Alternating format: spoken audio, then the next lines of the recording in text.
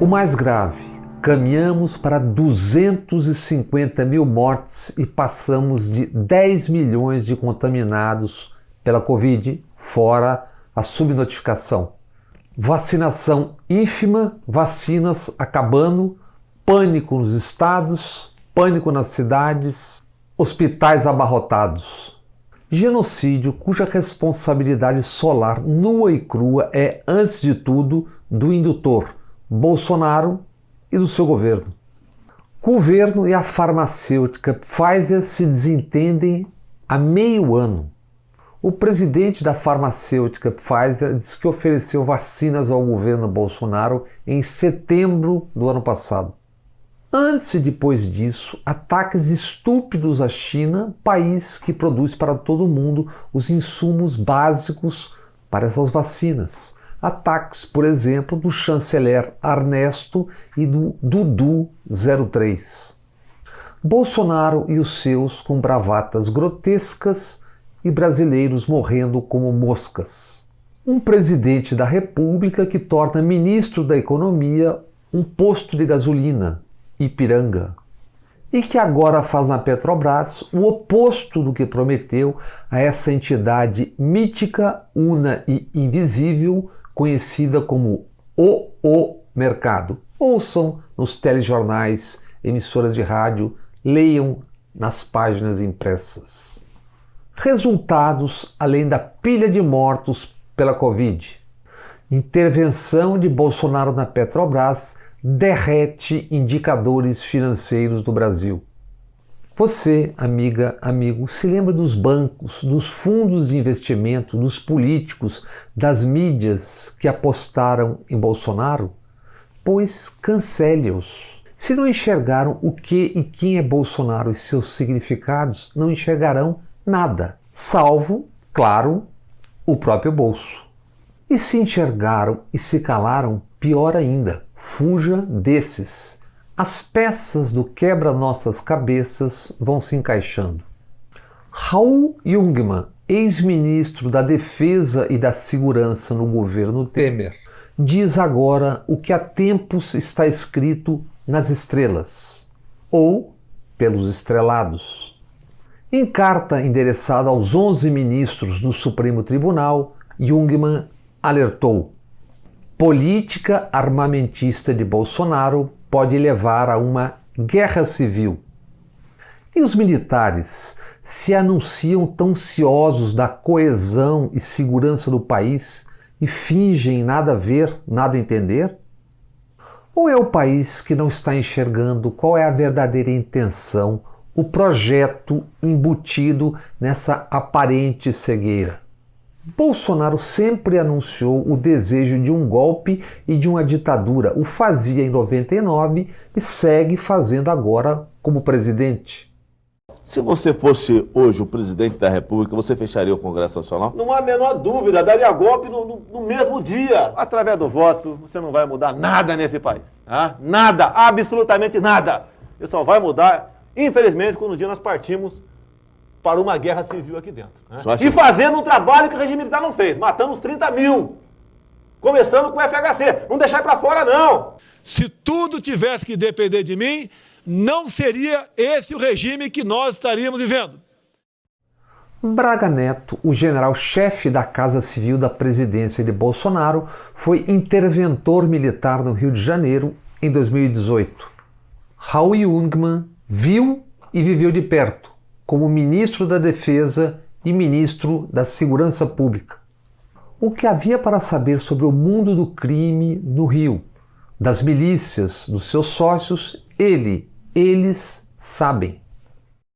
E a propósito, a 5ª turma do Superior Tribunal de Justiça anulou quebras de sigilos fiscal e bancário de Flávio Bolsonaro no caso das rachadinhas, aquele em que ele tem como parceiro Queiroz, o faz-tudo dos Bolsonaro. Já sabiam durante as eleições, como sabe ao menos a cúpula do Exército. O que explica o silêncio, a inação, se não algum tipo de cumplicidade ou, pior ainda, de tutela nesse projeto? Bolsonaro escancara a venda e porte de armas e munições. e o exército silencia. Bolsonaro segue indo às cerimônias de cadetes e pregando o seu ideário. Então vou repetir aqui. Brasil!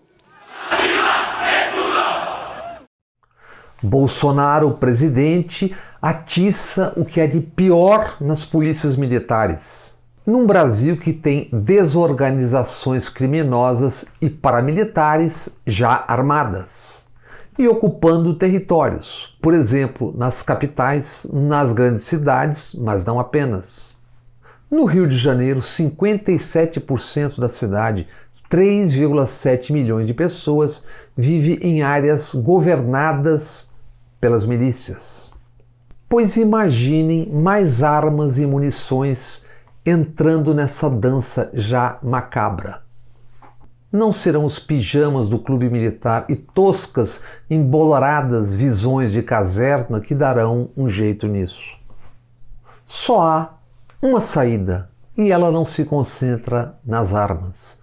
Está na política com P maiúsculo. E isso, antes de a todos eles, diz respeito a cada um de nós. Ex-policial militar, deputado Daniel Nendertal Silveira está preso. Entendamos, Daniel Nendertal Silveira é um símbolo, ele é o bolsonarismo preso. O bolsonarismo, pela primeira vez, posto atrás das grades. Todos aqueles músculos e proteína, aquele tiquinho de cérebro, e Daniel Nendertal Silveira confessou a Thaís Bilenque na revista Piauí. Nunca matei ninguém por erro. Matei o quê? Uns 12, por aí, mas dentro da legalidade. Não há notificação, informação oficial alguma sobre morte provocada por Daniel, o ex-PM, agora deputado. Assim, Daniel já deveria ter sido preso e julgado, se não pelas mortes que confessou a Thaís Bilenque, por burrice. Mais crimes, estes de outras maneiras. Revelações da Vaza Jato. Érica Marena, delegada da Polícia Federal, atuou na Lava Jato e depois na cúpula da Polícia Federal em Brasília. Marena, delegada na operação que terminou com o suicídio do reitor Cancelier da Universidade Federal de Santa Catarina. A Vaza Jato agora revela: Marena falsificou documento na investigação que levou o reitor a se matar. Isso foi exposto em diálogo entre procuradores da Lava Jato, Dallagnol incluído. Diálogo. Ela, Marena, entendeu que era pedido nosso e lavrou termo de depoimento como se tivesse ouvido o cara. Lavrou com escrivão e tudo quando não ouviu nada. E, prossegue o procurador, dá, no mínimo, uma falsidade. Crime. Outro procurador, Orlando Martello Júnior, diz a Dallagnol: se deixarmos barato vai banalizar. E o procurador propõe combinar com ela de ela nos provocar diante das notícias do jornal para reinquiri-lo ou algo parecido. Prossegue o diálogo. Podemos conversar com ela e ver qual estratégia ela, Marena, prefere. Talvez até, diante da notícia, reinquiri-lo de tudo. Se não fizermos algo, cairemos em descrédito. Fomos displicentes, todos nós, onde me incluo, erramos mesmo. Dallagnol diz: concordo. A Érica pode sair muito queimada nessa. Queimada só agora pela Vaza Jato, porque Moro, o juiz, quando ministro da Justiça, promoveu Érica Marena, a chefe do Departamento de Recuperação de Ativos e Cooperação Jurídica Internacional, a DRCI, da Polícia Federal. O que mais o Supremo Tribunal Federal precisa para decidir diante desse amontoado de ilegalidades, de crimes? Na Receita Federal havia um braço da Lava Jato para investigações por baixo do pano, ilegais. Alvos discutidos: ministros do STJ e Marisa Letícia, então ainda viva e casada com Lula. A propósito, vejam o que diz Dallagnol, o homem do célebre PowerPoint. Diz isso num dos diálogos flagrados pela Vaza Jato. Faz tempo que não tenho vergonha na cara. Quem há de duvidar? Crimes. Toffoli, ministro do Supremo Tribunal, informou no domingo no Canal Livre. Financiamento internacional a ataques contra a democracia no Brasil. Ataques, em especial contra o Supremo, via redes sociais. Sediado em Miami, Estados Unidos, investigado João Bernardo Barbosa, brasileiro, dono da holding JBB Par Investments. João Barbosa nega participação direta, informa Aguirre Talento em O Globo. João Barbosa tem empresas de tecnologia e alimentação e teria pago 29 mil para Alan dos Santos, do Terça Livre. Segundo o empresário João Barbosa, em resumo, teria havido um equívoco de um escritório de contabilidade. Coisas do futebol. Chamem o VAR. Dinheiro de fora do Brasil para a política aqui dentro não é novidade. É só reler, rever, estudar as vésperas do golpe e ditadura militar de 64, entre tantas outras. Assim como a ação de CIA, FBI, NSA, etc. Jornalistas mal informados ou apequenados sempre dizem ser isso teoria da conspiração. Vamos a elas. Irmãos Koch, magnatas do petróleo, bilionários norte-americanos já falecidos. Bill, outro irmão, ainda vivo. A Koch tem mais de 100 mil empregados em 60 países, com fortuna superior a 100 bilhões de dólares. Redes, braços dos irmãos, financiam a extrema-direita mundo afora, Brasil incluído. São contra e pagam para atacar o que chamam de climatismo, ou seja, pagam para negar o efeito estufa que está esturricando a Terra. E apoiam o armamentismo. No Brasil, financiaram o MBL e outros. Boaventura de Souza Santos, professor português, é sociólogo do direito. Importante pensador e pesquisador europeu. Coordenador científico do Observatório Permanente da Justiça. Boaventura já escreveu e diz sobre os tais financiamentos à política no Brasil. Desde o princípio da década de 2000, temos isso documentado no país.